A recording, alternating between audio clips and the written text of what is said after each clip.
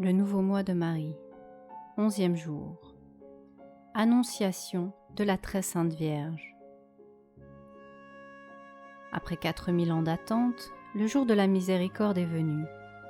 Le Seigneur, du haut de son trône, abaisse un regard de compassion sur les enfants d'Adam. Le Verbe, Fils de Dieu, s'offre à son Père pour les sauver, en se faisant homme comme eux, en souffrant et en mourant pour eux. Un des chefs de la milice céleste est envoyé à une jeune vierge de Juda pour lui proposer, de la part du Très-Haut, l'honneur d'être mère d'un Dieu. L'honorable Trinité attend la réponse et le consentement de Marie. Et nous aussi, s'écrie saint Bernard, nous attendons cette parole de grâce et de salut. Voyez à vos pieds, ô reine de bonté, Abraham, David et tous vos pieux ancêtres. Depuis longtemps, ils gémissent dans une région de ténèbres. Voyez tout le genre humain qui a les yeux attachés sur vous. D'un seul mot de votre bouche dépend la consolation des affligés, la rédemption des captifs, le salut de tous vos frères. Prononcez ce mot, ô Vierge sainte, et nous sommes sauvés. Marie le prononce, et le Verbe s'est fait chair. Esse ansia Domini, fiat mihi secundum verbum tuum. Luc, chapitre 1, verset 36. Ô grandeur de Marie, ô divine maternité, ô anéantissement d'un Dieu! Ange saint, reconnaissez-vous la majesté et la toute-puissance de celui que vous adorez dans les cieux? Nous, objets de son amour, reconnaissons l'excès de ses bontés. Plus il s'humilie, plus il doit nous être cher. Quanto pro me vilior, tanto mihi carior. Confession. Méditation. Qu'il est petit, mon cher Théotime, le nombre des âmes innocentes. Presque tous, nous avons perdu par notre faute la grâce du saint baptême et rompu le contrat passé entre Dieu et nous. Les portes du ciel devaient nous être fermées. Mais Jésus ne nous a point abandonnés dans notre malheur. Il a laissé à son Église un second moyen de salut, la pénitence, que les saints-pères appellent l'unique planche après le naufrage pour arriver au port. Méditons sur ce sacrement, refuge nécessaire du chrétien, devenu coupable. 1. Bienfait du sacrement de pénitence. Premier bienfait, la paix de la conscience. Retranchez la confession, mon cher Théotime. Que devient l'homme? Faible par sa nature, entraîné par le mauvais exemple, corrompu par des lectures perfides, il va de faute en faute, de péché en péché, il roule d'abîme en abîme. Vainement cherche-t-il dans la dissipation, les cercles, les plaisirs, le secret de fuir et de s'éviter? Son cœur éprouve un vide, un malaise qu'il porte partout. La vérité de la religion le frappe d'une terreur involontaire. Sa conscience l'agite pendant les ténèbres. Toutes les créatures lui reprochent sa rébellion.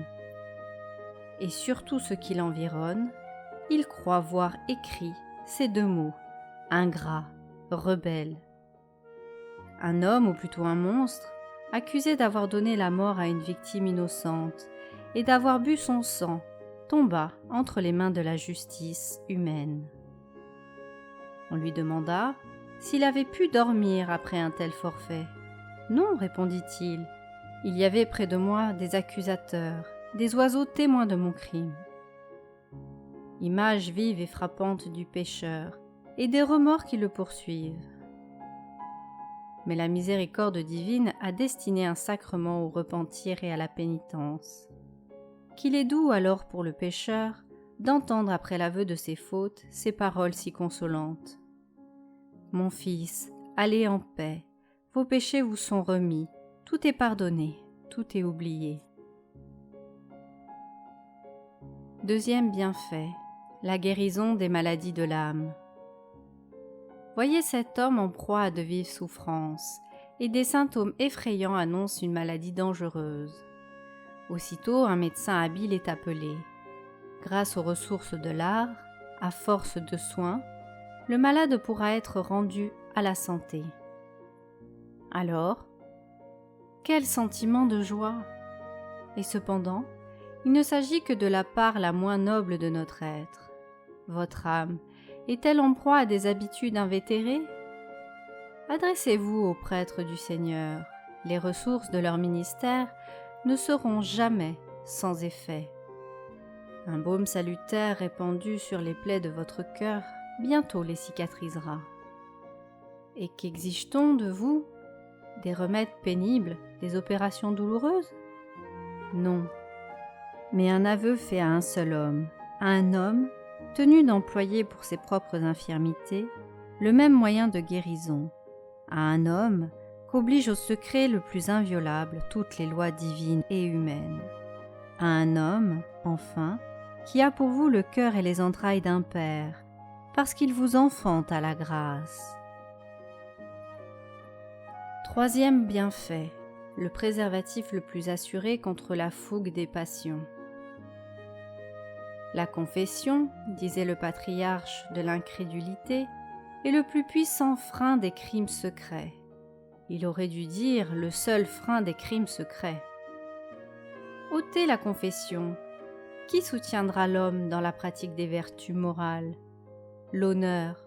Mais de quel secours sera l'honneur dans ces occasions délicates, où loin de la vue des hommes, on se trouve placé entre le devoir et l'intérêt ou le plaisir? L'homme arrêtera la main peut-être, mais quel empire aura-t-il sur les pensées, sur les désirs d'un cœur où l'œil seul de Dieu peut pénétrer?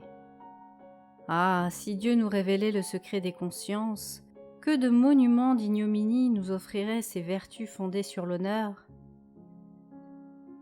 Consultons l'expérience. Un jeune homme conserve-t-il l'heureuse habitude de fréquenter les sacrements?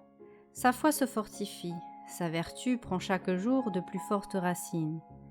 Au contraire, s'éloigne-t-il de cette piscine salutaire? Bientôt les vices succèdent aux vertus, sa foi s'affaiblit, s'éteint, et dans les malheurs de la vie, qui pourra dire à quels excès le portera un désespoir aveugle? Parents infortunés, vous ignorez les motifs qui éloignent votre fils du saint tribunal. Vous les connaîtrez un jour. Tremblez, hélas, peut-être une mort prématurée, juste châtiment de ces désordres, peut-être même une mort sanglante, suite de passions indomptées, révélera bientôt le secret fatal qui doit vous condamner à des larmes inconsolables. À ces réflexions, permettez-moi, Théotime, d'ajouter quelques avis qui vous aideront à recevoir avec fruit le sacrement de pénitence. 2. Avis et pratique. Avant la confession.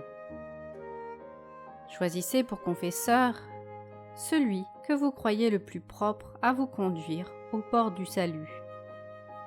Ne négligez pas votre examen, mais donnez à la contrition une attention bien plus sérieuse.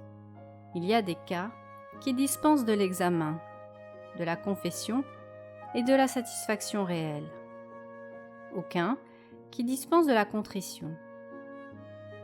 Pour avoir cette disposition indispensable, demandez-la souvent. Servez-vous ensuite d'une ou de plusieurs de ces considérations. Un sujet qui attaque son roi mérite la mort. Qu'ai-je mérité, moi qui ai attaqué la majesté de Dieu? On regarde comme un monstre celui qui abreuve d'amertume un ami, un bienfaiteur, un père. Et moi, je n'ai répondu que par l'ingratitude à tous les bienfaits de mon Dieu. Je mourrais de douleur si, dans un excès de colère, j'avais donné la mort à mon père, et j'ai plus d'une fois crucifié mon Sauveur. Je ne voudrais pas me montrer comme un ulcère horrible au visage. Hélas, en quel état est mon âme? Montez en esprit dans les cieux, beau ciel, toutes les fois que j'ai péché, j'ai consenti à te perdre. Descendez en esprit dans les enfers, on n'y descend pas après la mort, quand on y est descendu pendant la vie.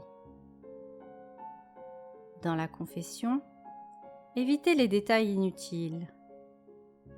Plus encore les excuses peu fondées, plus encore de rejeter vos fautes sur les autres. Vous ne devez accuser que vous-même.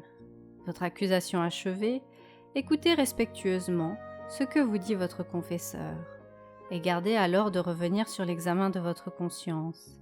C'est une ruse de l'ennemi pour détourner ou partager votre attention. Si on vous accorde l'absolution, mettez-vous au pied de la croix pour être arrosé du sang du Sauveur. Après la confession, ne tardez pas à accomplir votre pénitence. Elle est si légère en comparaison de la dette qui vous est remise, que vous seriez inexcusable de la différer, encore plus de la négliger. Ajoutez-y même quelque chose de votre choix. Ensuite, pour conserver la grâce que vous avez reçue, voici 3 moyens bien puissants. La prière, la fuite des occasions, la fréquentation des sacrements. Enfin, voulez-vous tout cela en abrégé? Choisissez entre 2 pratiques très simples et d'un succès infaillible. L'une est de faire chacune de vos confessions comme si elle devait être la dernière de votre vie. C'était celle du maréchal Dumuy, le digne ami du dauphin, père de Louis XVI, et même pendant 38 ans à la cour ou à la tête des armées, il ne se coucha jamais sans être prêt à paraître devant Dieu. L'autre pratique, qui vous semblera peut-être encore plus douce, sans être toutefois moins efficace, c'est de vous confesser au prêtre comme à notre Seigneur lui-même. Vous en aurez plus de facilité à déclarer vos fautes, plus de consolation et surtout plus de contrition. Exemple. Un lieutenant général plein d'estime pour un officier aussi distingué par sa piété que par sa valeur et ses talents, lui avait fait part de ses doutes sur la religion. Cet officier l'avait pressé de s'éclairer sur l'objet si important. Vaincu par ses sollicitations, le lieutenant général s'était déterminé à conférer, à plusieurs reprises, avec 2 ecclésiastiques d'un grand mérite. Mais, malgré la solidité de leur raisonnement, il n'avait pu parvenir à la conviction lorsque l'officier, faisant un dernier effort, l'engagea à s'adresser à un vertueux prêtre qui était son confesseur. Le lieutenant général l'alla voir de sa part et lui dit ce qui l'amenait et les démarches infructueuses qu'il avait faites pour dissiper ses doutes. « Monsieur, lui répondit le ministre du Seigneur, que pourrais-je vous dire de plus que ce que vous ont dit les 2 personnes respectables auxquelles vous vous êtes adressé? Et quel raisonnement pourrais-je faire qui eussent plus de force que ceux qu'elles ont employés pour vous convaincre? Il ne me reste qu'une ressource. Daignez faire l'épreuve, entrez dans mon oratoire. Prions le Seigneur qu'il éclaire votre esprit, qu'il touche votre cœur, et commencez par vous confesser. Moi, monsieur, et à peine crois-je en Dieu. Vous y croyez, monsieur, et à toute la religion, plus que vous ne pensez. Mettez-vous à genoux, faites le signe de la croix, je vais vous rappeler votre confiteor, et vous interroger. Après bien des marques d'étonnement, qui ne paraissaient que trop fondées, bien des répétitions sur ses doutes et même sur son incrédulité, bien des contestations et des difficultés, notre militaire obéit enfin et répondit naïvement aux différentes questions qu'on lui fit. On fixa avec lui l'époque de ses premiers égarements. On entra dans quelques détails sur les désordres qui en avaient été la suite. Insensiblement, le cœur de cet homme s'ouvrit. Sa voix commença à s'altérer. Quelques larmes s'échappèrent malgré lui de ses yeux. L'ecclésiastique, s'apercevant de son trouble, cessa les questions, et se livrant à toute l'ardeur de son zèle, fit une exhortation vive et touchante, qui acheva ce que ses interrogations et les premiers aveux avaient commencé. « Ô mon père, lui dit le pénitent à travers 1000 sanglots, vous avez pris l'unique route qui pouvait conduire à mon cœur. Je suis un malheureux que les passions ont égaré, qui portait son juge au fond de sa conscience et en étouffait la voix, qui aimait mieux ne rien croire que d'être forcé de bien vivre. Dès demain, je reviendrai vous trouver et je vous ferai une confession plus étendue. Il la fit avec les sentiments de la componction la plus vive et mourut quelques années après dans tous les exercices de la pénitence et d'une vie vraiment chrétienne. Comte de Valmont. Pratique. Chaque fois que vous vous approchez du sacrement de pénitence, demandez la contrition par l'intercession de Marie, en lui disant le Mémorare ou une dizaine du chapelet.